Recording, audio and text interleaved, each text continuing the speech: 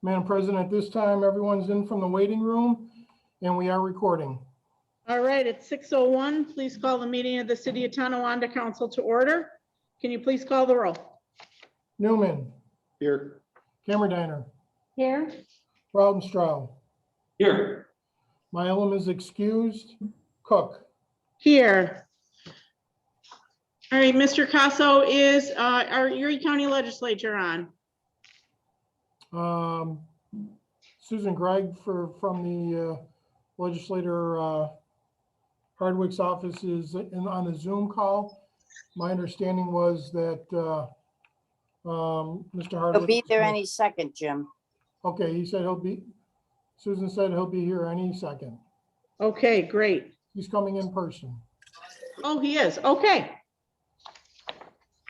And then we have Helping Hands at 6:30. I'm sorry, Hearts and Hands. I apologize.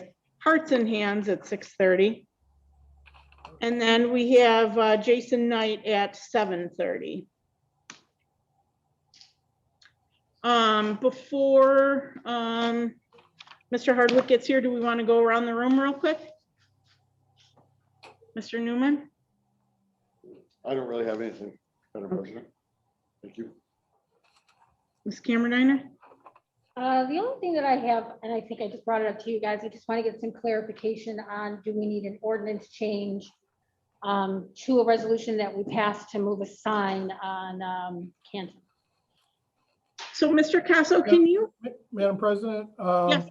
with regards to that, moving our, when we, and City Attorney Rua could confirm or correct me, but we amended, we don't, because in the past, I guess they rescinded the prior ordinance, but we just amended it, and then the rest of the resolution, at the bottom of the resolution, it says the rest of the ordinance remains in place. So we don't have to rescind and then put a new resolution or new resolution. We just have to, when we pass the amendment to the ordinance, we're just doing that. We're amending the ordinance. We're not rescinding and replacing.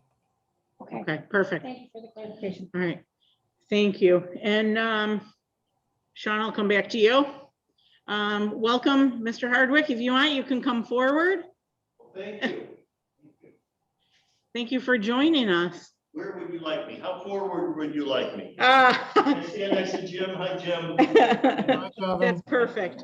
Huh? What happened to one of your old seats? One of my old, well, it was over there in this new configuration. I don't know. Yes, thank you. All right. Thank you so much for coming and joining us.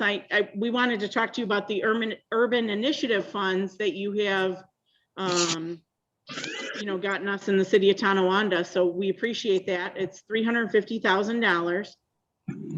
The council will have a resolution at our next meeting authorizing the mayor to sign the contract. And we just wanted to give you an opportunity to talk about the funds and what you've done for us. Let me talk a little bit about the history of the program. It goes back a couple of years ago to 2019, when we were looking at the surplus from the 2018 budget. Normally, we run a few $1 million surplus as opposed to a deficit, which is a good thing. And then we need to decide what we're going to do with that money, whether we put it into the fund balance or whether we designate it for various projects. And the county executive came over with some suggestions. And I said, the legislature within my caucus, I said, we ought to use some of that money to help out the cities. The principle behind urban initiatives is that the three cities, Buffalo, Lackawanna, and our own City of Tonawanda, pay the same tax rate on true value as everybody else in the county. Yet we don't get the same benefits as, say, Clarence gets. Clarence gets roads, Clarence gets sheriff's road patrol protection. There's not an inch of county road in the City of Tonawanda, Buffalo, or Lackawanna. There are no road patrols for the sheriff. We all use the holding center and the correctional facility and the like. But we the taxpayers of the city of Tonawanda, as well as Buffalo and Lackawanna, are subsidizing the roads of the people in Clarence, right? What's wrong with that picture? And I put it in those terms, and I said, you know, we ought to set aside some of this money to give it back to the cities in lieu of, you know, because we're not getting any roads and we spend road money on the towns, we ought to get some for the cities. And they went along with it. I said, you know, initially that initial round was mid-year, because by the time we figured out what the surplus was for 2018, we're into June of 2019. And I said, let's set aside just, you know, get a foot in the door, $500,000 is all I said. No, $1 million. No, 500, yes, 500. Half of it would go to the city of Buffalo because they're bigger, and the two remaining cities would split it, 125, 125. Now, at the time, the other members of the caucus didn't realize how much bigger than Tonawanda, the city of Buffalo is, and I wasn't about to point that out. So we got 125, and I came back to, you know, I called, originally, I wanted the money to be unrestricted. Just here's a check, revenue sharing in effect. The other members of the caucus said, no, we wanted to go for specific projects. You got to designate what it's going for. I didn't want to die on that hill. I was just thrilled we got the money, you know, figuring you could use it for things that you could spend that money on other things. So that's when I called, you know, called the mayor's assistant and said, you know, what can you do with 125? He said, well, you know, we're having this battle over the docks, the grants. We're going to lose the thing. And I think that was 100,000. So there was the match for that. The other 25 went for the Niawanda playground, right? Then later in 2019, when we came to the 2020 budget, I said, let's continue this. You know, let's put it right in the budget. Let's routinize it. Let's put it right in the budget so it carries on. It's not just a one-time thing. This happens every year. And we put in, what did we put in? We put in $1 million, right? Yeah, $1 million. We put in $1 million, same formula, 500 for the city of Buffalo, 250. And that was last year's 250 in the 2020 budget. I did say when I approached the mayor's office that you know, I would like 100,000 of it to go to the LDC because I've watched what North Tonawanda has done over there. And I had met with Jason Knight a time or two, and I said, you know, we'll try to get something here. So I asked, you know, that 100,000 go there, and then whatever you want to use the rest of it for. Okay, and that was last year. This year, we had a lot more in the pot, but the representatives of the city of Buffalo figured out the populations. And even so, we were still able to get 350 because John Gilmore, who represents Lackawanna, and I dug in our heels and said, we're not going by population. You know, we want the same formula. We didn't get the same formula. Otherwise, we would have gotten more than 350. We would have gotten like 500. But we did get more than last year, and we didn't get the, you know, if we had gone with population, we would have gotten like 30,000 or something, which would have been nothing. So we were able to get 350. Now, next year, next year's budget, which we start the negotiations, will hot and heavy in November, assuming there's money for it, assuming we can continue the program. I don't know what's going to happen. I don't know. I assume that Gilmore and I will be able to, you know, steer money to the smaller cities again, but I don't know. It wasn't easy. Let me put it that way. There was a lot of, you know, a lot of serious negotiations. And then But for this year, we got 350. And again, I would have loved to have been unrestricted, but it's not. You need to tell us for the contract, it's going to be for this, it's going to be for that, it's going to be for that. But again, it's 350 you didn't have. And there's no guarantee for next year. So I think, you know, spending it on capital projects, things you want to invest in the city, and that's what I thought the LDC was, by the way, an investment in the future of the city, which is why a couple of years ago I was high on that. So that's the history of the program. okay. And again, it is in lieu of money that the city doesn't get for roads and for sheriff patrols and things like that, that the towns get. Right. or many of the towns, not all towns get sheriff patrol, town of Tonawanda, but town of Tonawanda still gets roads. And if they had to pay for those roads, you know, it'd be a lot of money. And those roads are in great shape because town of Tonawanda, I take care of the town of Tonawanda. But anyway, I'm not running for reelection. So any questions? So the 350,000 restricted funds, has the city given you an exhibit A so that you can insert it into the contract? Are you aware of, do you know? I know, well, I don't know.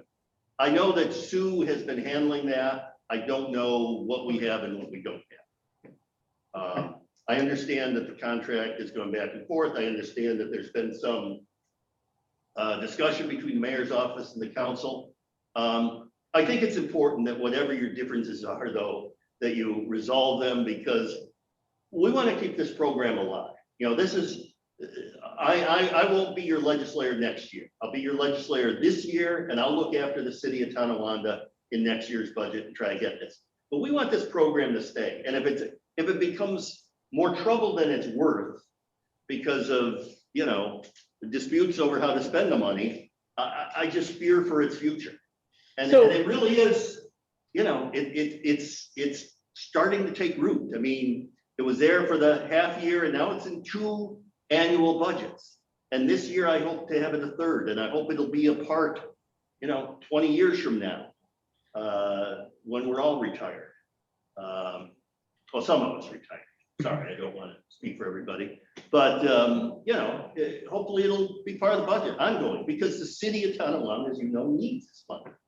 Yeah, so Needs everything. just to be candid, the disputes regarding the urban initiative program isn't on the funding, and we are extremely appreciative of all of your efforts to bring funding. The disputes that the mayor's office and the council have had relate to the contract itself. The council never saw the contract until yesterday. And, you know, that was in the mayor's office. That's neither here nor there. So we certainly are very appreciative of the funding. And I think I would encourage you to get beyond that. Oh, absolutely. Agree upon where the money, like I say, any, as long as you're spending it for stuff that you would be spending on anyways. And again, I understand that there have been issues with the LDC. I hope that the LDC can survive and can, you know, can do for our city what the other side of the canal has done. Because we're better than them. Absolutely. And, you know, we beat them in football and we're the reigning champs for 2 years, right? Because Well, we lost on Friday. We lost Friday.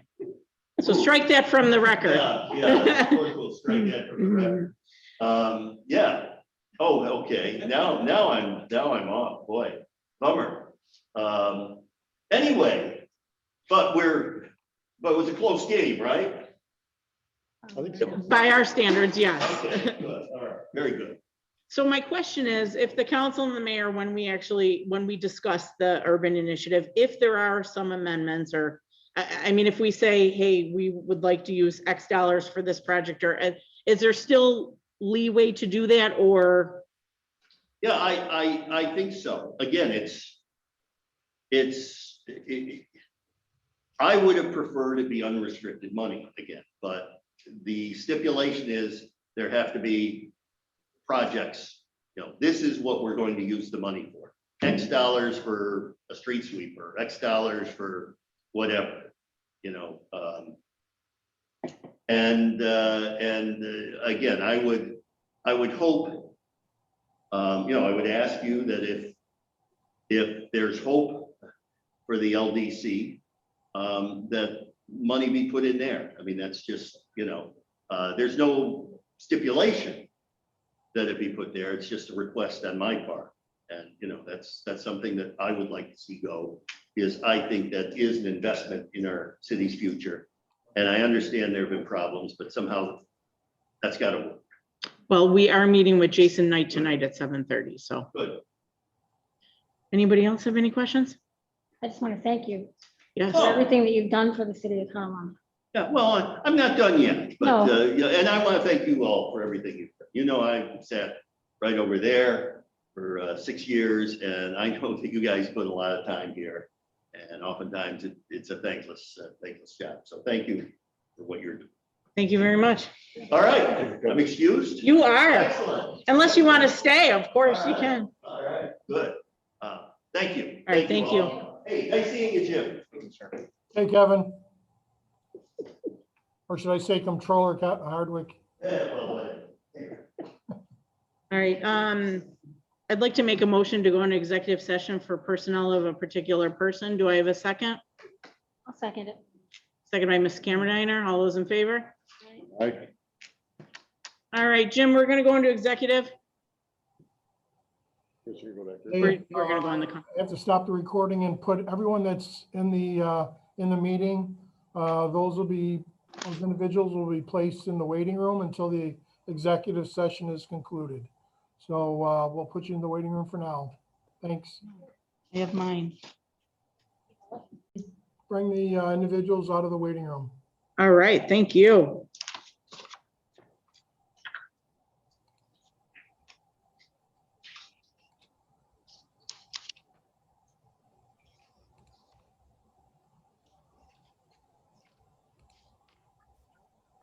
See, I'm not losing my mind. It does say helping here. It says it on there. Yeah. So I'm gonna turn it over to you to introduce.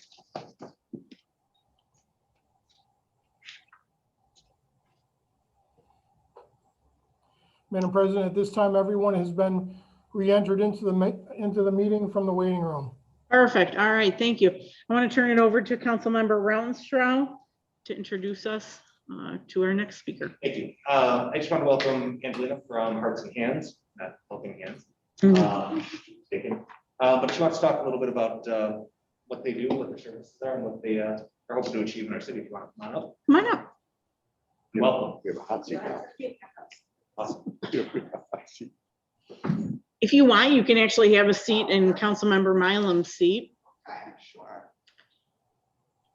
Yep. Hi, everyone. Hi.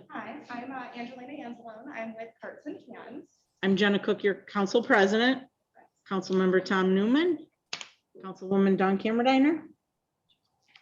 Perfect. So I guess the reason we're here to speak today is if you're unfamiliar with who we are as an organization, we are a not-for-profit neighbor helping neighbor organization.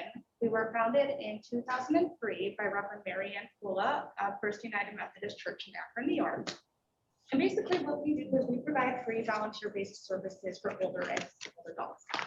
Our services range from transportation services such as rides to doctor's appointments, grocery store, even simple running errands, hair appointments, nail appointments, those types of things.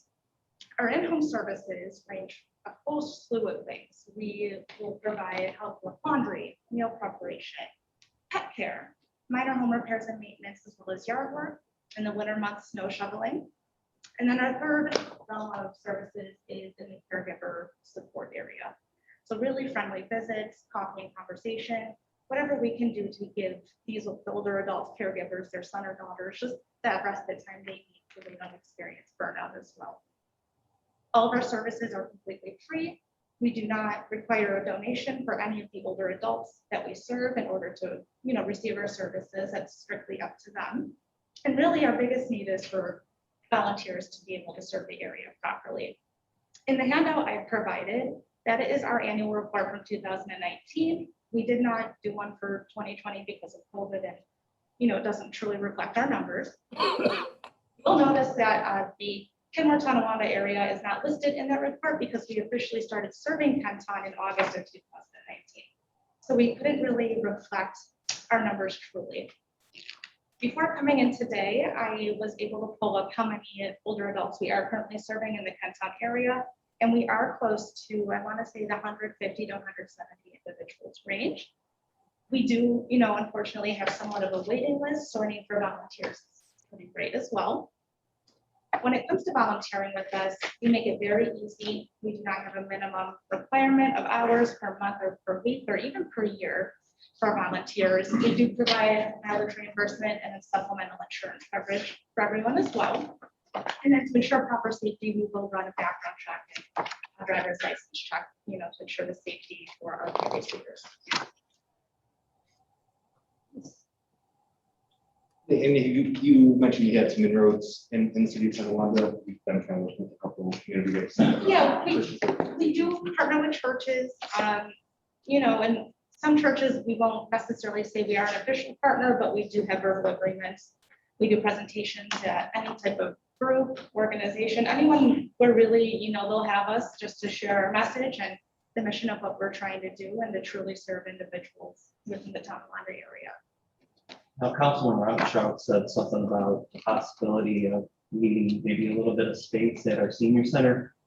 How big of an area, square footage wise, would you be looking at? Honestly, not very big at all. We would be happy with a desk, just so we can have a presence, you know, and be there to answer any questions that the community may have about receiving services or helping their neighbors in need. Have you reached out to like the Tonawanda Towers, the Tonawanda Housing Authority, our Kibler Senior Apartments? Not in a while. I'm actually fairly new with the organization. I've been with Hearts and Hands since September, so just over 6 months. I do believe when we first expanded into the city of Tonawanda, there was a little bit of a connection made, but nothing recently that I'm aware of. And certainly we can all help you network. Yes, Angela, Angela come is, you know, some of us connected in neighborhoods and in our ward, and other community members that are here viewing. You know, any way that we can help them reach out to Right. people, get some inroads into local churches, into the Tonawanda Housing Authority, into the senior centers. It's kind of a call out to ask for help and Yeah. see what we can do here. Yeah, that'd be perfect. Is there a fee? So if you were to go pick up a resident, take them to Bagel J's, which apparently is a hot spot. Is there a fee for the resident?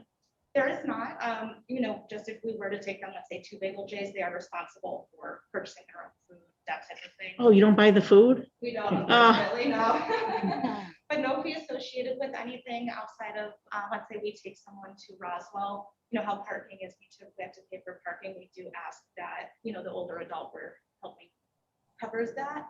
But in some instances, you know, where we know somebody truly can't, the organization will pick up case by case. And do you wait for them to be done for the appointment? So you don't, you know, drop off, come back? Yeah, we Pick 'em up. typically wait, depending on the doctor's office, especially nowadays, we would typically wait in the waiting room for the care receiver to be done with their appointment. Now, because we're not able to do so, typically, we'll tell our volunteers to just run, get a cup of coffee around the corner, wait in the parking lot, whatever they're comfortable with. And then the office will actually reach out to them. Individuals, right? Do you have additional packets and business cards that we can have at City Hall? At the moment, we're actually revamping all of our collateral, so I would say within the next couple of months. We'll definitely. Perfect. Once you get all that information, just please send it to us, or if you could share all of our email addresses. I included all of us on. Oh, that's right. That's right. This is great. This is wonderful. I like it. It's a wonderful program. Thank you so much. Anybody else have any questions? Not. Okay, perfect. Thank you so much. Thank you as well. Thank you. Have a good evening. You as well. All right, let's finish with around the room. I'm sorry, Sean. Yeah. Oh, I just wanted to actually make mention of one thing in regards to the agenda. I know we'll do that as we go over the agenda, but one was for the special event number 10 for the Tonawanda Citizens Neighbors United. And I'm just fearful, I don't know if I've directed them the wrong way, but in light of some questions that were asked in regards to the rocket launch, which still hasn't happened, Tiffany Zier had reached out and asked, you know, is there a better way to go about this and get it on the record? So I suggested we go forward with the special events application. But I know we're revamping it. I think there's some questions as to if this is even the best process to put it on the books. Yeah. You know, there's the certificate of insurance, which is cost prohibitive to a group like this. If they're trying to build community, and I think we talked about it with the rocket launch. My first request was, I mean, can we, as a council, waive the certificate of insurance? And part of my thought process is very much like Spalding Park. It's not official park, it's city property. I don't believe Elmwood Park is an official park as well, parkland. So I'm kind of asking if that's a possibility. I did reach out to Tiffany. They've got to confirm about 10 people that have signed up for it, and they'll be Okay. walking through the park. So it's not like we're talking a crowd of hundreds of people. Right. And they're predominantly City of Tonawanda residents as well. Mr. City Attorney, And I guess, yeah, I was going to redirect that to Mr. I mean, but at first, I just want to say about, yes, we have to have a conversation about the special event permit, the process. We have to review our ordinance because our ordinance is not in line with our special event permit. So that's going to take some time. But to get this passed, is there a requirement for a certificate of insurance? In the Dr. current Mass. ordinance, For this event? Let's talk about just this event. Wasn't there specifically the rocket launch? No, specifically the speaking plant- of this, the plant swap. The plant swap in Elmwood Park. Oh, my consideration, as I mentioned, is very similar to the rocket launch being in Spalding Park, which isn't truly a park and city property. Would this fall under the same thing? Should I have gone about it a different way, or can we do it this way and waive the? Well, we've always required any time that it's on city property because the ordinance doesn't specify it either way. Right. And that's why when the proposed resolutions that we've given you with the changes, one of the options is it allows the council to waive the certificate of insurance. If they feel it's in the best interest of the city, or the group can't afford the insurance and it will prohibit the event altogether. Right. What would that cost an organization? Certificate, Depends on the company, but I mean, it could be $1,000, it could be more than $1,000. I mean, it's usually significant. It's normally a significant charge.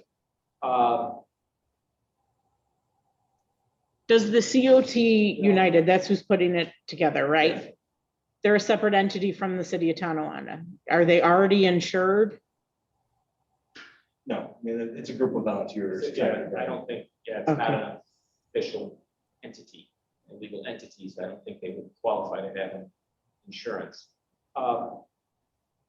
Since we've always required in every type of these events that there be insurance coverage, if we vary from our standard, that could be an issue down the road with other groups claiming they want the same consideration. If we in fact end up passing the proposed resolutions which allows the council to waive it, if they so desire, then it's no harm, no foul.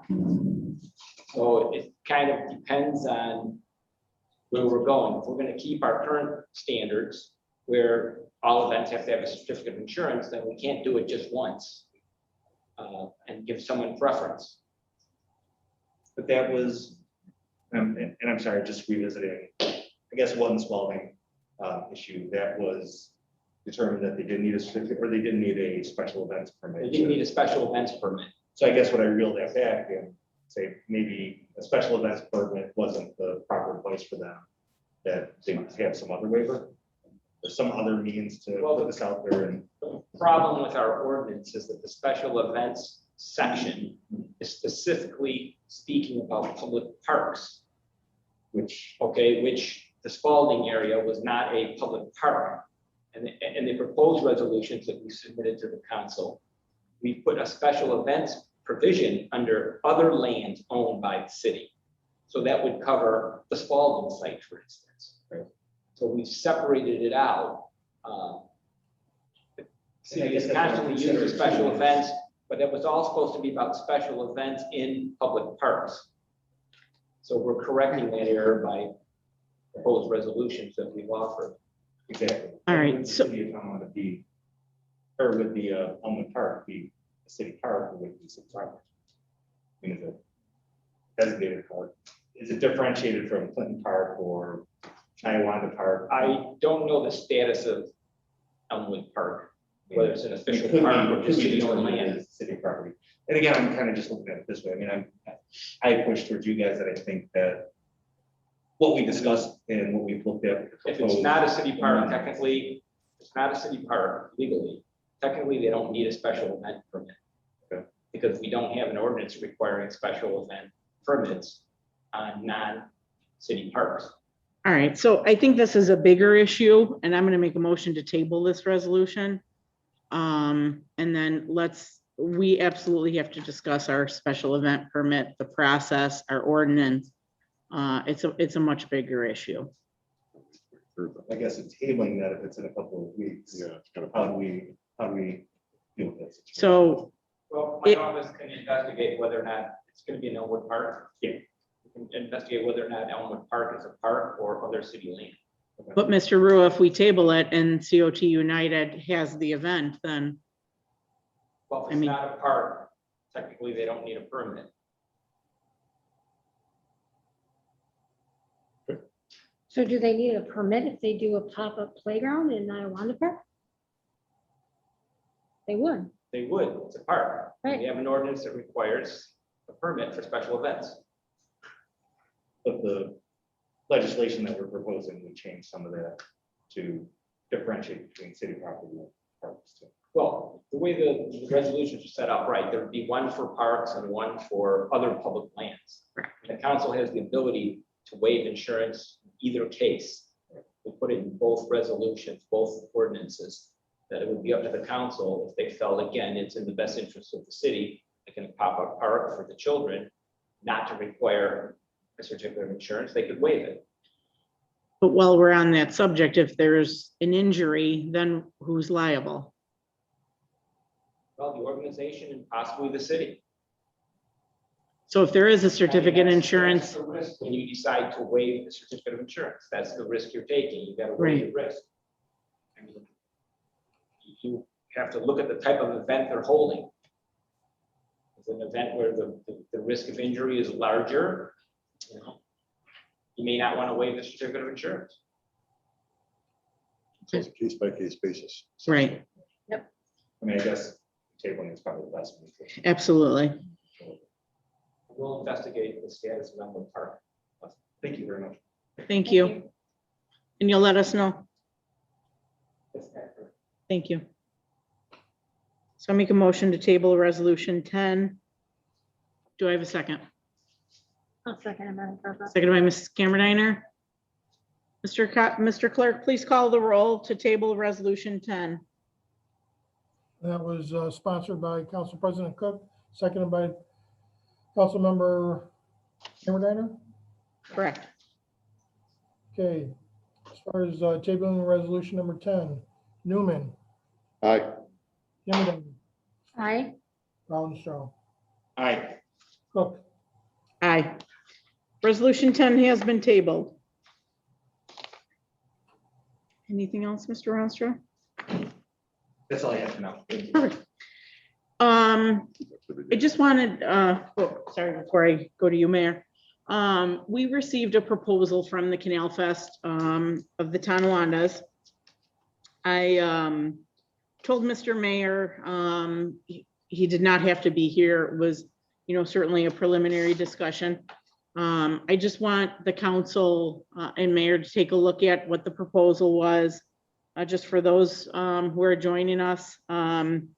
The Canal Fest Corporation is requesting a modified Canal Fest to be held beginning on August 27th through the 29th, with a possible setup date of August 26th. They're asking to include both Niagara Street from Seymour to the bridge and Main Street from Broad Street to the bridge. And the tentative plan would be to have a bike cruise on Friday night and then the craft show on Saturday and Sunday. They have asked nonprofits to join as well. So before we kind of, went any further with this, on June 1st, Chief Strasburg and Chief Stewart will be here to kind of talk about this proposal. And then I did tell Mr. Mayor that we would get back to him after we all reviewed it. So if we could just review the plan, the proposal, come up with a list of questions. Mr. Mayor is going to be out of commission. And I told him any questions we would, direct to him. So if we can get one, email together with questions, and then the Canal Fest Corporation can respond. So, and he did mention that they did have somewhere in this 13 vendors, nonprofit vendors that are interested in participating. So we'll be meeting with both chiefs at 6:30, and we did get a response from Chief Stewart, who wasn't able to be here tonight, but said from a fire department perspective, it may be a small enough venue that they would not need to have on-site EMS, which would cut those costs down. So I guess more to come. Yeah. Just two questions on that. One, could you resend it? And I noticed I didn't get the attachment on that. I don't know if you're reading my emails, so I didn't get the actual proposal. Oh, nobody saw the proposal? I don't know if anybody else did, or if it was just my. I saw it, I I saw did. it. Yeah, I just. It wasn't an I went to look at it attachment. today. There wasn't. No, Okay. no attachment. Did everybody get it? I did get it. Okay, I was- okay. I apologize. okay, yeah, no attachment. It was just an email. And I'll reread it, just make sure I have all the facts, but I just had a question. Will there be any rides or? No rides, no rides. No, strictly, he did mention, they would like to set up a stage at the Seymour end of Niagara for live music on Friday and Saturday evening. On the north side of Niagara Street, they would like to set up all the nonprofit vendors. As of right now, they have 13 that want to participate. The south side, we would use for the bike cruise, related vendors, and maybe some bikes on Friday night, with the remainder of the bikes parking on Main Street. On Saturday and Sunday, the south side would be used for the craft show vendors, with the overflow going up Main Street. The idea behind this scheduling is to maximize the amount of people within the 3-day period. They will follow the COVID restrictions that might be in place at that time. Street closings would be Niagara Street starting Thursday evening for the duration of the event, and Main Street starting Friday evening for the duration of the event. We know this is really short notice. For us to advertise and get the word out to crafters and bikers, we would need a yay or nay ASAP. So. And there's no proposed fund for. Correct. Towards the police and. Correct. Yeah, any resources. We did obviously not negotiate that.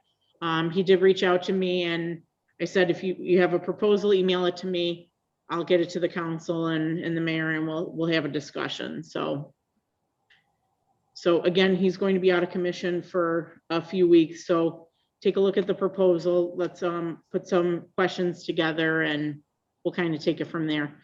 And just Mayor, with respect to the time, I know we don't meet again for 2 weeks. Maybe you could meet with Chief Strasburg and Chief Stewart and get a list of questions, and then we won't have to meet with the chiefs on the 1st, and we can kind of move forward. All right. Are they proposing the same thing for North Tonawanda? No, it will be strictly on the city of Tonawanda side. Their goal is just to get some support for the nonprofit vendors in an abbreviated fest. All right, that's what I had. Let's go through the agenda. I apologize, we're a little late here.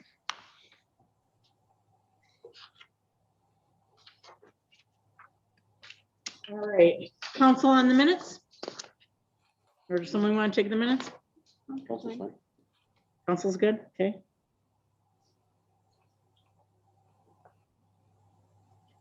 So there was some discussion about, resolution 2, in order for us to come in compliance with the updated community flood plan management regulations, we have to adopt this resolution. And I know there were some emails back and forth with the DEC. So we've done all we need to do with the exception of this resolution. Talking about You guys Two? do three first. I'm sorry that I skipped. You got it. Thanks for keeping me in check, guys. The bills. I'll take a minute, President. All right, now on to resolution 3. See, I highlighted it and I kind of skipped ahead here. So my understanding is we've done everything that we need to do with the DEC with the exception of this resolution, right? Correct. Okay. So, council good with this? Yes. Okay.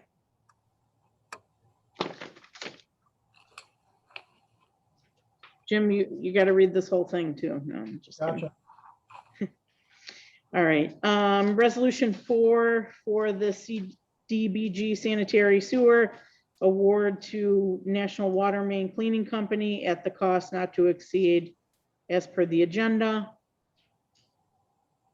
I think that- Mr. Armstrong. Thank you, city attorney and deputy city attorney for reviewing this as well. All right, then next is the special event application for the Inner Harbor Yacht Club Blessing of the Boats. Council? Sure. Yeah.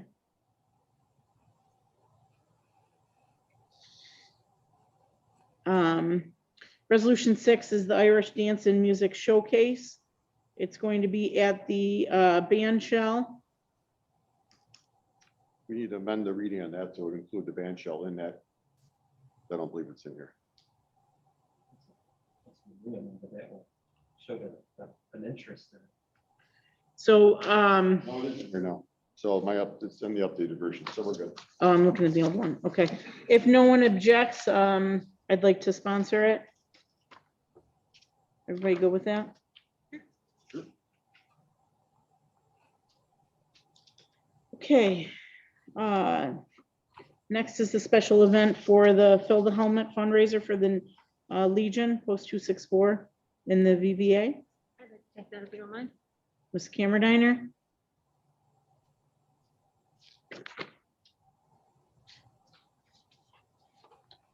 Then next is another special event application for the American Legion in the VVA for the Classics on the Niagara. Mr. Rounstrau. It's the night for special events. The next is the Sunrise Ministries for their Walk of Life. I'll take that one, Madam Mr. President. Newman. All right. And then council on resolution 11. Everybody good with that? All right. No exec. All right. Anything else before we call the meeting to order? All right. Mr. Casso, it is 7 o'clock. Call the meeting of the City of Tonawanda Council to order. Please call the roll. Newman, Here, Camerediner, Here, Rautenstrau, Here, Mylum is excused, Cook. Here, please stand for the pledge. I pledge allegiance to the flag of the United States of America and to the republic for which it stands, one nation, under God, indivisible, with liberty and justice for all. Please remain standing. Mr. Clerk, do you have a prayer for us or? At this time, I'll stand for a moment of silence. I just ask that everybody keep in your thoughts and prayers the family of Dave Milam on the passing of his father.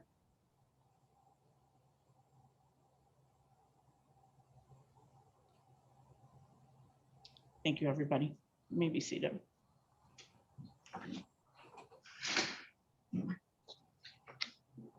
Communications from the mayor have been ordered and filed. Communications from city officials and correspondence have also been ordered and filed. I'd also like to read for the record the communication from the mayor that the council received dated May 14th. Dear council members, under the authority granted to me in the City of Tonawanda Charter, Section 2.023, I am vetoing Resolution 85 that was passed during the May 4th, 2021 Common Council meeting. This resolution takes away my ability to run the day-to-day operations of the city effectively and efficiently. Furthermore, this does not streamline the process as the resolution states. In many cases, an RFP goes out after the Common Council approves a bond resolution. This would add an unnecessary step and further delay projects and/or purchases. Also, it is a falsity that this resolution will help control city expenditures. The issuing of an RFP does not lock the city into any purchase, and the city has zero control over what the bid amounts will be or whom will be the bidding on the RFP. Under the city charter, I believe this is a gross overreach into the day-to-day responsibilities of my office. If you have any questions or concerns, please feel free to reach out to me. Warmest regards, Rick Davis, Mayor. All right, at this time, we'll now take comments by the public on the resolutions. For those that are joining us virtually, please raise your hand, and the clerk will notify us that there's a resident that wishes to address the council on the resolutions. For those that are joining us here, if you wish to address the council on the resolutions, please come up.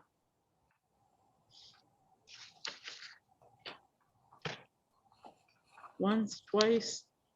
Okay, Mr. Casso, nobody in the gallery wishes to address the council on the resolutions. Do you have anyone virtually that wishes to address the council on the resolutions? Madam President, at this time, I do not show anyone in the virtual meeting room that wants to ask any questions on the resolutions. Okay, hearing none, let's roll.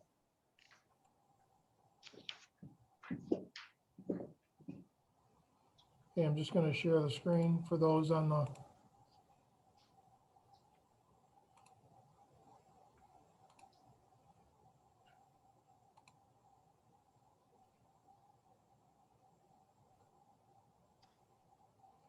Good job.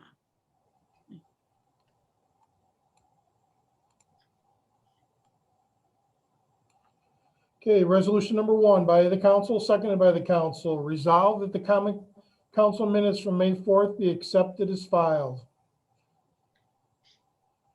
Comments or questions?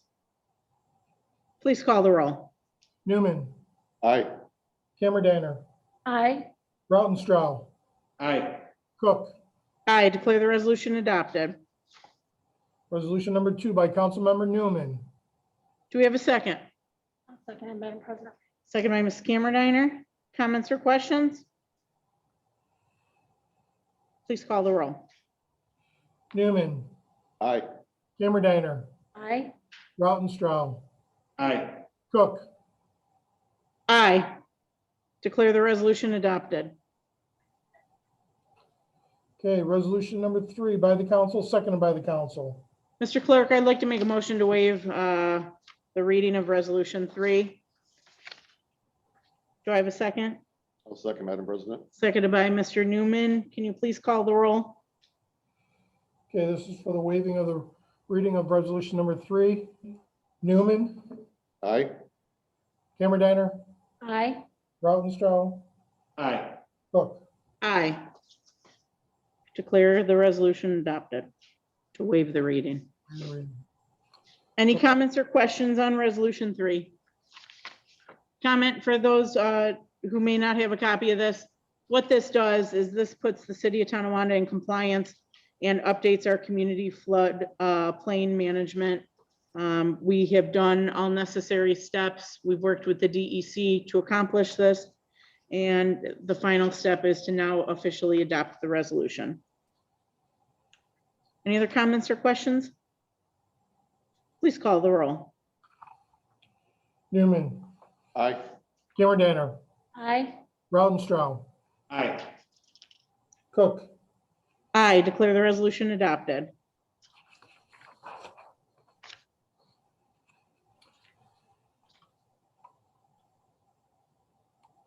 Resolution number 4 by Councilmember Rautenstrau.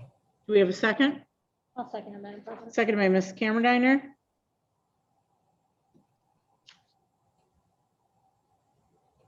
Resolved that the recommendation of the city, excuse me. Resolved that the recommendation of the city engineer, Jason J. Lamonaco, that awarded the contract of the CDBG sanitary sewer lining project for 2021 be made to National Water Main Cleaning Company at a cost not to exceed $127,080. Funding fiscal impact is $95,310 from the Community Development Block Grant Funds and 31,770 from the sewer bond. Comments or questions? Please call the roll. Newman, Aye. Cameron, Aye. Rautenstrau, Aye. Cook. I declare the resolution adopted. Resolution number 5 by the council, seconded by the council. Whereas a special events application was received by the city clerk for the Inner Harbor Yacht Club Blessing of the Boats, and whereas the application was reviewed and commented on by all appropriate department heads to ensure the safety and well-being of our residents, and whereas all details of the above named event must be coordinated with Captain Fred Foles and Amanda Loft, Director of Parks and Recreation, and the event chairperson. Now, therefore, it be resolved that permission be granted to Inner Harbor Yacht Club to conduct its Blessing of the Boats on Sunday, June 6, 2021, between 11 a.m. and 4 p.m. And be it further resolved that a certificate of insurance naming the city of Tonawanda as an additional insured be filed with the city clerk no later than May 31st, 2021. Comments or questions? Please call the roll. Newman, Aye. Cameron, Aye. Rautenstrau, Aye. Cook. I declare the resolution adopted. Resolution number 6 by Council Mr. President Clerk. Cook. I'd like to make a motion to waive readings 6, 7, 8, 9. And that's that. Do I have a second? Second by Ms. Cameron. Please call the roll. Newman, Aye. Cameron, Aye.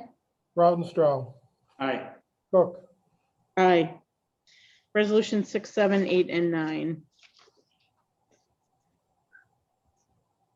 are waived. Okay, resolution number 6 by Council President Cook. Do we have a second? Madam President. Second by Mr. Rautenstrau. Comments or questions? Comment, I want to thank our city clerk, Jim Casso, for helping Assemblyman Bill Conrad and getting this event up and running, emailing the special event application and making sure that this was on our agenda. So thank you very much, Mr. Clerk. Any other comments or questions? Please call the roll. Newman, Aye. Cameron, Aye. Rautenstrau, Aye. Cook. I declare the resolution adopted. Resolution number 7 by Councilmember Cameron. Do we have a second? I'll second, Madam President. Second by Mr. Newman. Comments or questions? Please call the roll. Newman, Aye. Cameron, Aye. Rautenstrau, Aye. Cook. I declare the resolution adopted. Resolution number 8 by Councilmember Rautenstrau. I'll second. Comments or questions? Please call the roll. Newman, Aye. Cameron, Aye. Rautenstrau, Aye. Cook. I declare the resolution adopted. Resolution number 9 by Councilmember Newman. Do we have a second? I'll second it, Madam President. Second by Ms. Cameron. Comments or questions? Please call the roll. Newman, Aye. Cameron, Aye. Rautenstrau, Aye. Cook. I declare the resolution adopted. Resolution 10 was tabled. Resolution 11. Resolution 11 by the council, seconded by the council. Resolved that the 2021 general fund operating budget be amended by the common council during the May 18th, 2021 council meeting as follows. We're adding 54,000 back to the park salary line, and it's coming out of the council contingency COVID 54,000. Net budget effect 0. Comments or questions? Madam President, if I might, Mr. Rounster? I just want to say thank you to all the council for working together for Mandy, your department head, to kind of get this forward. I think this is important for our city and our residents to have a sense of normalcy to return to this, to have an open pool and an open senior center. And just, I for one want to say I'm full support of this, and I'm collaborating. Thank you, Mr. Rautenstrau. Any other comments? I too want to say, you know, we do need to get our seniors and our children back into some sort of normalcy now that tomorrow the masks will be taken off. Look forward to seeing all the kids running around at the pool, playing, the seniors, you know, congregating again and getting to play their cards. So this is nice. I'm glad to see it. Thank you, Mrs. Cameron. I too, I want to thank Dawn, Councilmember Cameron Diner, for working with Mandy to making sure that we were able to do this. I know the council has heard from many residents who want to see the pool open and would like to see the center open.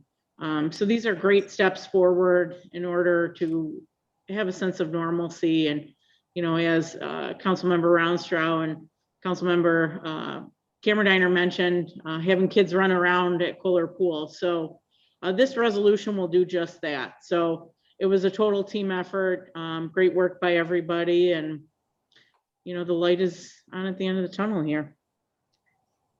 Any other comments? Please call the roll. Newman, Aye. Cameron Danner, Aye.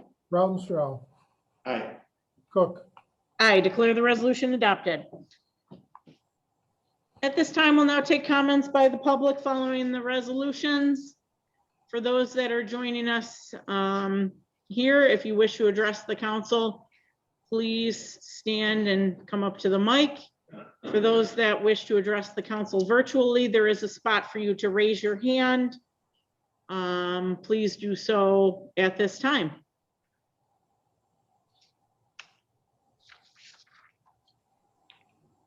Mr. Clerk, do you have anyone from the community that wishes to address us virtually? I do, Madam President.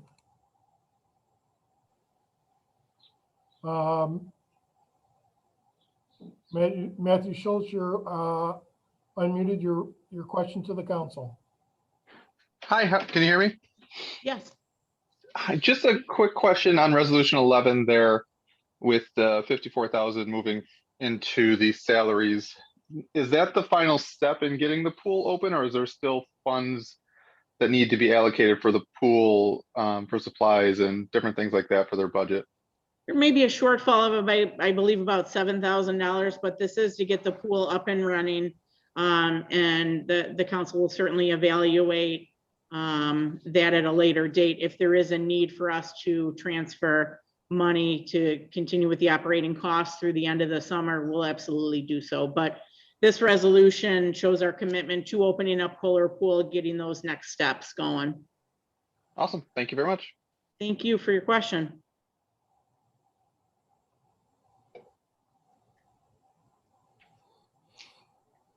It is about $7,000, right? We're looking at, give or take. Okay. It give or take about $7,000. Madam President, at this time, I do not show any other comments or any other questions from the members of the virtual Zoom call. All right. All right, perfect. Last call, once, twice. All right. Ms. Cameron Diner. I have nothing to report this week. Thank you, Ms. Cameron Diner. Mr. Rautenstrau. One, I'd like to start with, it's great that we're returning to some normalcy. You know, the mask mandates are being lifted at a lot of places by the state. It's great to see some familiar faces here again. It's great to be here with all of you here at City Hall. Secondly, I would like to comment on the volunteers that have been doing the work at the senior center. You know, I was able to stop by. I'm glad to see people stepping up and helping out to get this open. It's very important for our community. It's important to our seniors. I just want to specifically say thank you to Lindsay and Tim and Bailey, Jelski, to Denise Young, Millie Palumbro, Cheryl Duran, Kelly's mom, Brianna Eckroat, Chief Stewart and his wife, Just a big thanks to all of you that chipped in and kind of got this to the point of where we're able to open. Thanks, big thanks are owed to all of them from all of us and from our community. It was labor of love by the volunteers, and I think it was an overwhelming, a great amount of work that they're faced with. As I mentioned on the resolution, I'm glad to see Kohler Pool open. Again, another sense of returning to some normalcy. Hopefully we can start moving forward, start moving away from the pandemic and I'll be healthy and safe and be able to get together. I want to thank Angelina from Hearts and Hands for being here. I'd like to post some more information on Facebook. I'd like to, again, just reach out to everybody if you have the time and the ability to help out and volunteer. I think it's a great opportunity to help some people in our neighborhood. I think they can do a lot of good. I think there's always a great amount of need for the services that they provide. Again, it's always going to be the challenge of getting enough people to help out. So I think there's a lot of great volunteer groups out there that want to help, and I hope they jump in and get involved.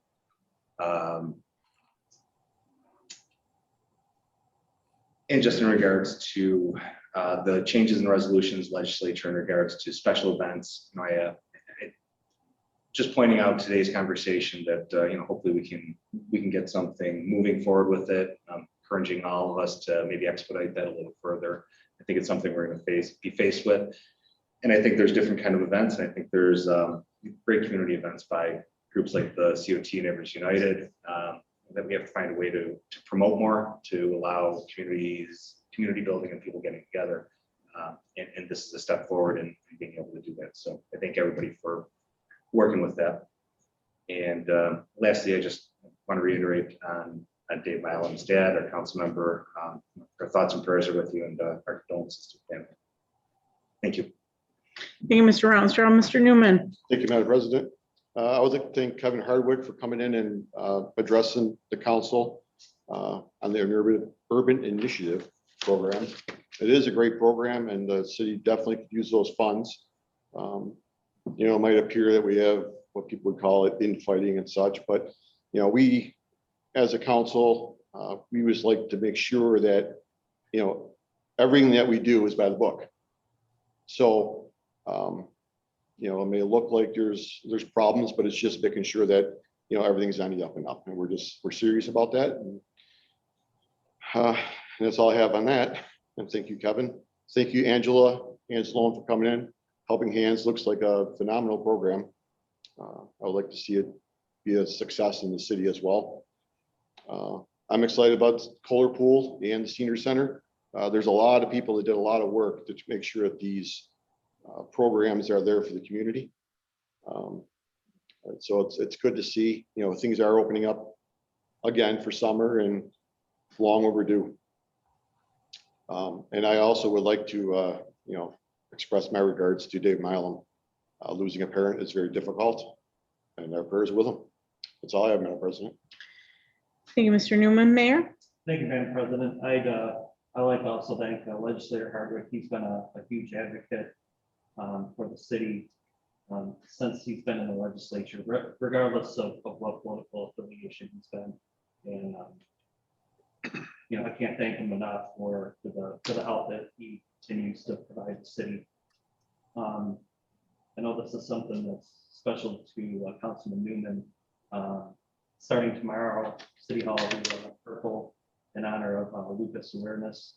And I believe you said that the typical time frame is 7 years from the date that the conditions set in until the person is actually diagnosed. Correct? That's correct.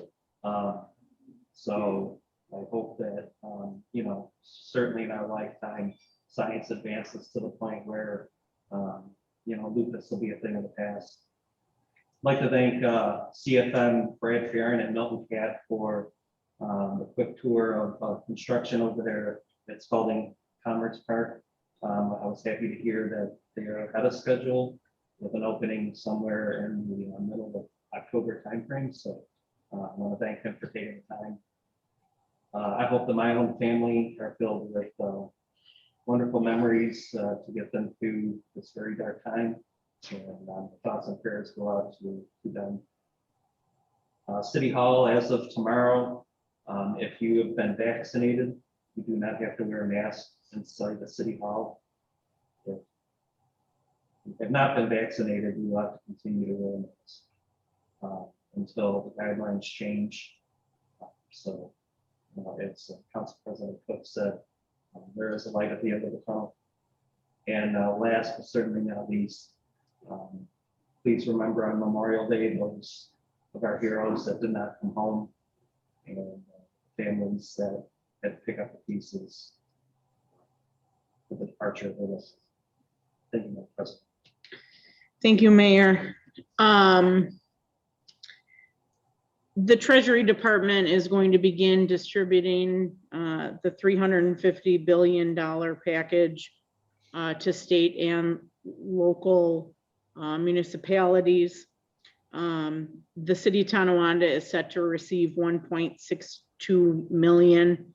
I believe they're going to begin distributing the money this month.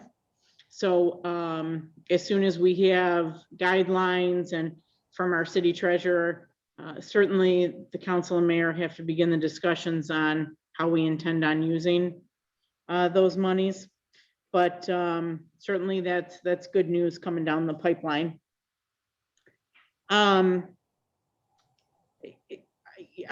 too want to thank our Erie County legislator for coming in and talking to us about the urban initiative funds. He has fought for the city of Tonawanda to receive these monies since 2019. No one here is against receiving the monies, but certainly the process has to tighten up. And when I say process, by no means is it anything reflective on our legislator and him delivering the funds. It's the communication between the mayor's office as well as the council, and we'll work that out. I'm not worried about it, but certainly I think once we finalize the contract and we agree on where the money will go, it's a win-win for us. So you know, I appreciate everyone's efforts in bringing us the money. I know that the proposal that the council has seen, we need every penny, and those resources will go to help deliver the services that we provide to our residents and update our equipment. So I also want to thank Councilmember Ronstrau for bringing Angelina in today. I think we've unfortunately renamed the organization Heart Helping Hands, but I think this is a wonderful opportunity for us to promote this organization in our community, and there are many residents that would rely on this organization. So certainly we'll get flyers posted at City Hall and help promote that. It has been a tough month for so many of us. I know so many residents have experienced loss, even this year. I had an opportunity to stop by Mr. Milam's services. I know many of you did as well. And I think it's a testament to one's life when you go to the funeral home and there is a line out the door.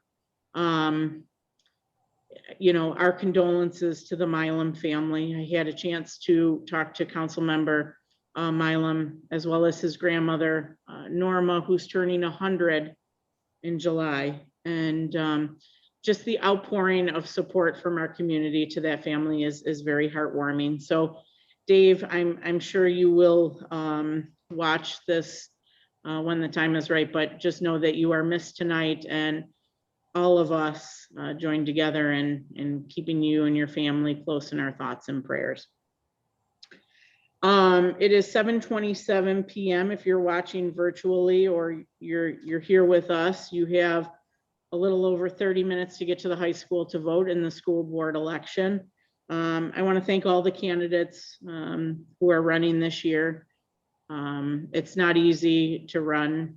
And I wish you all the best. And I thank you for committing and dedicating yourselves to our district and our community.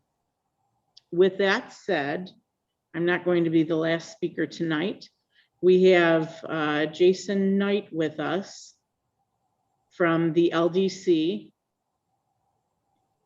Yeah, I'm talking, you in the back. Sorry, I had to finish the sentence. No, it's all good. So Jason Knight is here to come talk to the council. And Jason, if you want, you can sit in Councilmember Mylum's seat. Yeah, tonight it is. Really gonna be a guest. Awesome.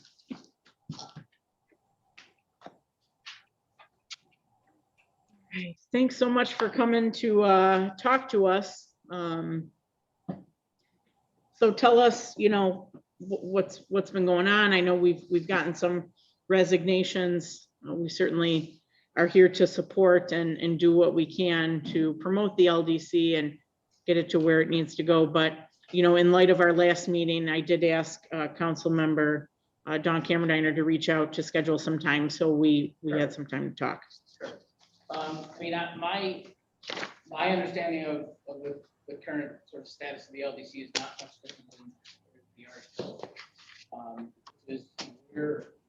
We had a slew of resignations sometime before the April meeting or at the April meeting. I found out a day ahead of the meeting. Since that time, I've had no conversations with the people who resigned from the board. I've had conversations with Dawn, obviously, as a board member. A short text conversation with Mr. Gilbert, who's also a board member today. And so I guess sort of where the LDC stands is we have, a pot of money that this organization, this council has supported the LDC's mission. Legislator Hardwick has supported the mission as well. We have thousands of volunteer time hours into this thing, including myself for many, many years, getting it to kind of where it was a month ago before it sort of tripped up a little bit. My position and my status and take on it is there's undeniable and considerable value in that organization's existence. And me and Mike argue that some of that is my own bias from sort of being the last standing member of this entity and a founding member of the incorporated nonprofit. And so, the sort of pathway forward to my standing or my position is we don't have any officers right now, which is a key challenge. We have a regularly scheduled meeting next Tuesday, which isn't sounding like it's, I would guess it's not going to happen. We have remaining board members that are all affiliated in some way, shape, or form currently or in the past with the city of Tonawanda. My stance has always been need more community members on that board. Members that have skill sets that align with where the board currently stands, which is in its infancy. We thought 2020, as everybody thought 2020 was going to be a normal year for the Development Corporation. 2020 was going to be our kind of kickoff year. We were going to apply for funding through the consolidated funding application. As everybody knows, that did not happen. So we didn't have that opportunity. Funding across the board disappeared. And so we had this small pot of money that we are using to kind of keep the organization afloat. My thoughts on 2021 were we would do the same thing we thought we would do in 2020, which is we would try to find funding to do some programming and some grants, some loans, and those types of things. We have money in our bank account. My position and the position of other development corporations that I've talked to in this region are: you don't spend your existing dollars on programs, you spend other people's money on programs, which is you find money through CFAs and other programs that basically give you things to administer.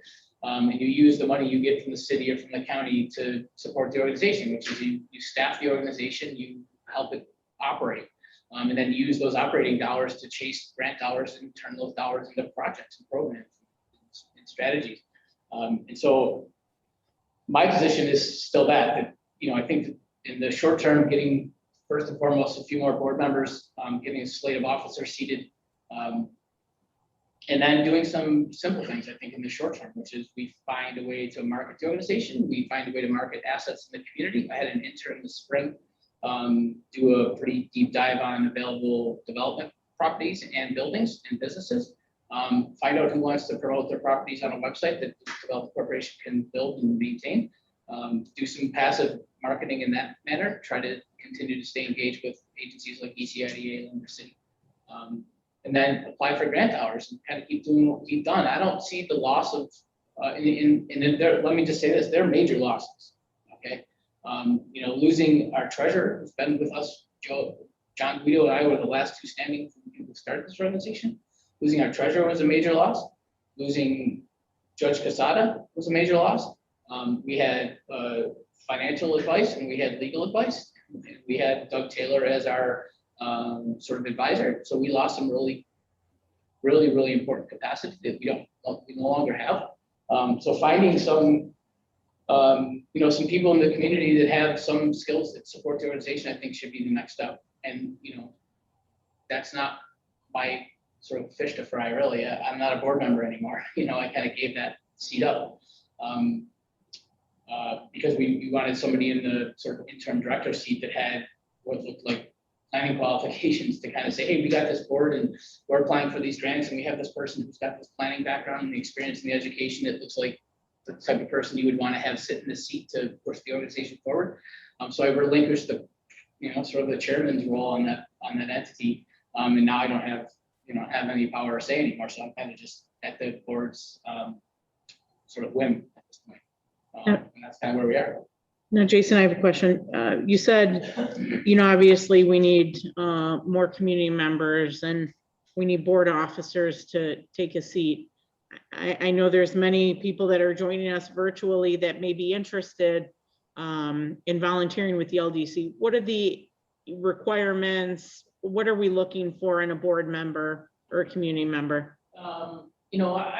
My initial thought was I kind of suggested to the board that we needed kind of two pots of people. One are really good technical experts in development, finance, banking, those types of things. And then we needed people that wanted to work, right? You just need, it's an organization that's been up and running for about 3.5 years as a formal incorporated entity. We need people that want to work, right? We need people that, are interested in, we have people in the community that have a background in web design, marketing, and that promotions. That's a role we need right now, right? We need fundraising skills, right? People that can raise funds. That might be something as simple as, having an annual fundraiser that looks like something you host at the castle, something like that, right? It would raise some funds for the organization, but also lift the flag of the organization and sort of publicize it a little bit more. So, those types of skill sets that are really, people that want to come to the board and contribute to seeing it grow into what it would be at a sort of more mature organization. So yeah, those are the kind of things that we were looking for. Are you limited to recruiting for instance, there's kind of I mean, I guess the way to sort of think about this is, the answer is you can bring anybody on board. The LECs that have a very mature, sort of robust history, like Lumber City, are boards that are now full of people that are high-level professionals. So they're bankers, they're architects, they're engineers, those types of people. If we get those types of people on our board now, they don't play much of a role because we don't do that type of work, right? We're not doing like architecture, engineering, design, those types of things. Banker would be great, right? That type of person. Lending, real estate professional would be awesome. Those types of things. So, in the best case scenario, where you have a robust funding source and you're doing a lot of projects, those types of technical skills that sit on board are undeniably necessary. Right now, we don't necessarily need that type of person. We need people that are committed to the organization, committed to this community. That's how sort of like, the I don't want to Neighbors United is another organization that I sort of instigated them into getting up and running and doing their thing. You get somewhere by organizing first and thinking long-term about how we turn this sort of passion for this place into something that is, it results in outcomes that we seek to achieve. So you need people right now that are really just committed to this community, committed to pushing it forward. So I just think people that are just passionate about the community and willing to work are what we need, not just people that come to board meetings every week and vote yes or no. That's good. What can we do? I mean, I think the next step is really board members, the four main board members have to, I can call a meeting and get in a room and figure out what we're gonna do, but, you know, we have some applications of people that are sort of on the docket to be considered for the board now. And so we need to get people, but the challenge we have right now is we need officers too, so some of that, hey, we just need people that wanna come and work, we need people that are really committed to those things. If we could find somebody in the community that had a financial background that was willing to be a treasurer, that's an absolute must. Somebody can be a board president. That's not, I'm not minimizing it, but that's something you can figure out, learn and manage. If you're a good organizer, you can manage a monthly board meeting and subcommittee meetings and all those sort of things. But the treasurer is a key role. So somebody that has that type of background is really something we should look for. But the rest we just need to fill seats, people that want to grow. Councilwoman Cameron Diner and Well, I Mayor, have reached what, out to the current board members, trying to, and I'll let you know as soon as we come up with a date to all get together. I was hoping for Tuesday. Tuesday's not gonna work. I'm trying to get one before June. So as soon as I get that date, I will definitely. can you, and you'll talk to the administrative assistant so we can get something on our docket, or on their docket? Okay. All right. We'll do our best. I mean, the mayor and I were around, I think, Sean, the first year you were around,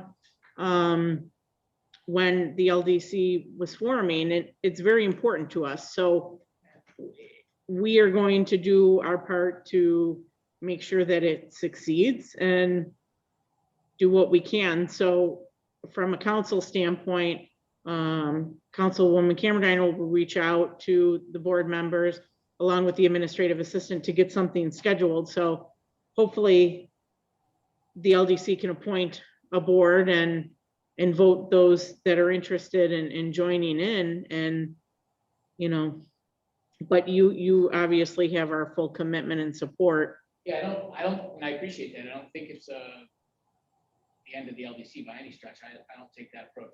I take it as a sort of, right? So it is what it is. We continue on. I mean, there's no other way around it. You know, the board's got to get seated at some point. You know, my work with the board is only contracted to the end of June. I'll stay on and grow as much as I can grow. But the board's got that ahead of them too. They need to get somebody that can sit in that seat as well. It could be me, it could be anybody they want. There needs to be a sort of figurehead that can talk a little bit. So, so that decision has to come down in June as well, or this July, and that includes sort of downtown zoning. We'll get that as well. So that's on the slate. And that's, you know, the LDC is a huge partner in a lot of what the city can and could be doing. So it has to continue on. We appreciate the support by leaps and bounds here, but we'll just gonna make it go. Perfect. Any other questions for Mr. Knight? I have none. All right. Thank you so much for joining us. We appreciate you. Coming in and. Have a good night. Thanks, See ya. Jason. Okay, so before we adjourn, let's talk about the urban initiative fund so we can get that resolution together. I don't have the breakdown of the 350. Do you? Yeah, Okay. and pretty much, I mean, the breakdown is in line with either stuff that was cut out of the budget because, you know, we were all hesitant about COVID from this year's budget. It was going to be spent in for things in this year's budget or the capital budget. I don't mean to interrupt you. I'm so sorry. Did Mr. Rua, did you leave? Jim? Do you know if Mr. Rua left? Madam President, you did not come down to the clerk's office. Okay, we still need him. We have to talk about the REM, being REM property. No, but I can share. still wanted to talk about it. Okay, All right, so sorry, Mayor. So other than the request from legislator Hardwick, you know, really tried to spread the money out to all of the different city departments to get things, like I said, that were either cut from the budget, or part of the budget, or the general fund budget or the capital budget to help kind of soften the blow. And I believe everybody has the list. I don't. It was, You don't have it. 100,000 for the LDC as legislative, it's 16,000 for for a welder and a door over at DPW, police, cars, computers and radios was 35. Fire training containers, those are those Conex boxes that you see shipping companies use. Rec department was for playground equipment for Broad Street, and also there's dirt in there for the fields, and then the ice boom protect the police stock. Now, some of those numbers are kind of being moved around. We did find out that our gun range downstairs is not in compliance, and there's things that need to be done to bring it up to compliance, but it's unusable from a safety standpoint right now. So Lieutenant Levy is kind of handling that, and we're getting things from him as far as what upgrades need to happen. So there'll be, right now it's a little bit of the numbers are in flux a little bit because of that project. You might have to take some money from one of the lines and fund that, because you know, we have to have a gun range for our officers to be able to train them. So Okay, so we have the 100 for the LDC. Legislator was passionate that money went to the LDC. 16,000 for the welder at DPW, 35,000 for the fire. Is that for the vests? Do you know what that money is for? that's for the Conex containers. That's not for the vests. Okay, No, not that's, we still gotta get that assembled. So we haven't done anything with that yet. okay, because that was not in the capital. It was in the capital for the bonding, but we haven't done a bond for it yet. Okay. 90,000 for the parks, and you said included in that is dirt for the Little League? For all the fields. So that includes Little League, okay.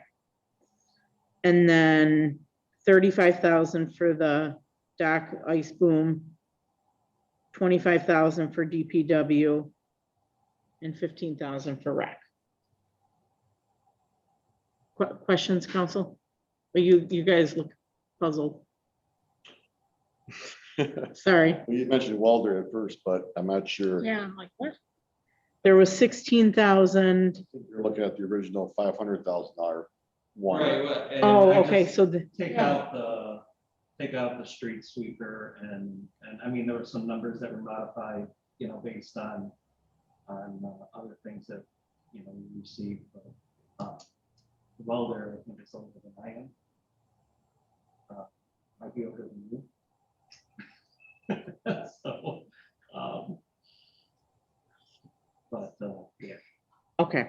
And there was some mix up, somebody at the county called us up, and I know legislator Hardwick stated tonight that he was pushing for $500,000. So we went in with the original, because legislator Hardwick in January said 350, when he met with us either January, February. And then the county called us up and said it was 500, so we kind of changed everything, and then word that it wasn't, it was a mix up. That it was actually 350, so. So we took the street sweeper out of there, obviously, because that's the, that would have taken a sizable amount. But the street sweeper still needs to be addressed. Okay. And the park just said, that wasn't park was approved in some place. Crunch. Yeah, between. Yeah. Because that's pretty much the only, that's the only city playground that hasn't been touched, because we're doing improvements at Eastern Park, we're doing improvements up at Betts Park, including playground. The other playgrounds are not owned by the city, they're associated with the school district, so Broad Street, Morgan Street was the last playground. It really hasn't got many TLC over the last few years. So, and Well, the swing sets are very sturdy. Mhm. You tested it? all that pavilion or whatever hut that's in there. Whack my head on it every time. I know. I don't know who thought that was a great idea. Hey, it's made for my size. All right, are we good with this? And like I said, I'm between now and the next meeting. If I get any updated figures, so I can share it with everyone. Okay. So we'll have a resolution for June 1st? Okay, all right. Mr. Casso, did you hear that? So we'll have a resolution on June 1st for the urban initiative funds? Yes, Madam President. Okay. If we could just call the roll on that, if you could just poll the council, make sure we're all in agreement. I saw some head nods, but just so we can get it for the record. Sure. We're, As far as the urban initiative, Newman, Aye. Cameron Danner, Aye. Rautenstrau, Aye. Cook. aye.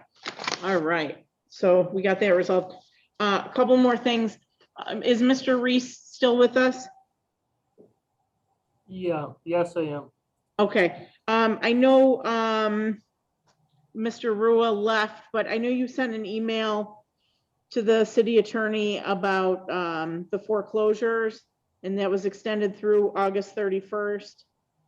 And I just wanted to see if you needed anything from the council on this in rem discussion, or, We need to discuss it. I asked the city attorney months ago to start coming up with a budget for the council, because we have $7,000 budgeted, and right now, if I took it to private council to get it done, it's gonna cost me $250,000. So obviously, there's gonna be a cost. I don't know what that cost is. If we use our in-house city attorney, there's still stub searches and such.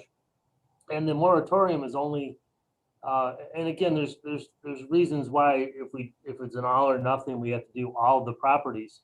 Then obviously we're gonna spend money on properties that the state may never allow us to foreclose on, but we do have to discuss it. We have to start looking at a plan to start chipping away at the very large list of back taxes. So that's what I've been asking the city attorney for, and that's what I was hoping we'd just start, the council could start discussing with them tonight, because it's gonna be the council that's gonna have to come up with whatever sum of money it will cost to foreclose on, the 200 properties, so. would you mind looking out your office window and telling me if the city attorney's vehicle is still there?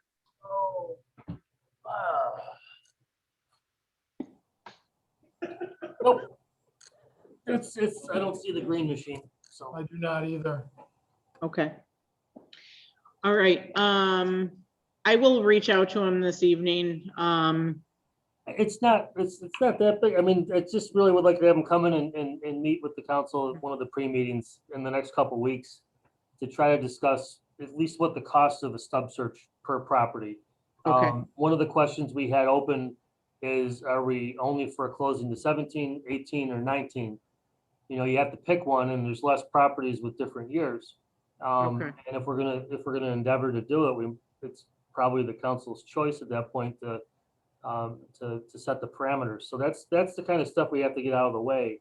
Then we'll have a number of a cost, and then the council can plan for that or look into other ways to do that. I mean, right now, we're trying to push properties to Benlick and a few others just to get ownership on the properties. And we're, those have been kind of adrift for a few years. So we just Okay. need to kind of pin it down and start getting a timeline and a cost.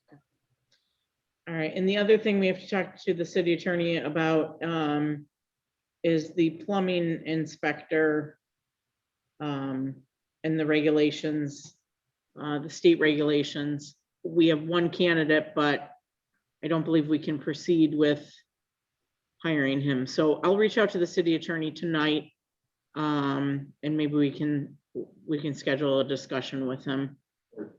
The other question is, do we put it directly to civil service to? Well, they did publish for the new exam, right? I think that was given who was already on. Oh, I thought we gave the direction to That's all. Canvas. I don't know. Oh. That was based on who was running. Okay, Because he was still within the terms. Better not say that. Okay. He was within the range of the last. so do you want to reach out to the civil service secretary in light of this applicant and the regulations that are in front of us? Is it her recommendation that we order a test? Or what are our options? I mean, no one's really knocking down our door to be our plumbing inspector when there's regulations that are so stiff. I think her last email stated that she's willing to put together an exam. And I think we talked about this, so I think it's the best course of action currently. I just don't know if we're gonna have any takers, because the last exam we posted, there was no Nobody, applicants.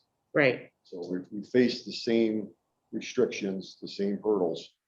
So I'm gonna reach out to Mr. Conrad again. I'm gonna try to have a sit down with him this time. Again, they're in session right now until June 1st, so Right. he's not, he doesn't have a whole lot of time, between the travel from there and back, and, it's a lot of work currently. And it's not gonna happen, obviously, on this session unless they do an emergency. At any point, they meet with an emergency session between now and January. Okay, So we'll continue to try to work it. That's all we can do. okay. All right, and Mr. Rua did leave, so I will reach out to him. And we'll have that discussion. And then if you reach out to the civil service secretary and just find out what her recommendations are at this point. Does anyone know, is the plumbing board still meeting? I believe that they are, yeah. Okay, all right, I think they still, test for licenses. So I Okay. believe that they still. okay. And in the interim, Mayor, the code enforcer has the ability to do the inspections, right? Perfect, okay. All right, well, let's see what we can do to keep the ball moving on that. Anything else? Anything? All right, good meeting, everybody. I'll make a motion to adjourn. Do I have a second? Second by Mr. Rounster. All those in favor? Aye. All right, Mr. Clerk, we're adjourned at 7:56. Thank you. And thanks again to everyone that joined virtually. I will be ending the call at this time. Take care.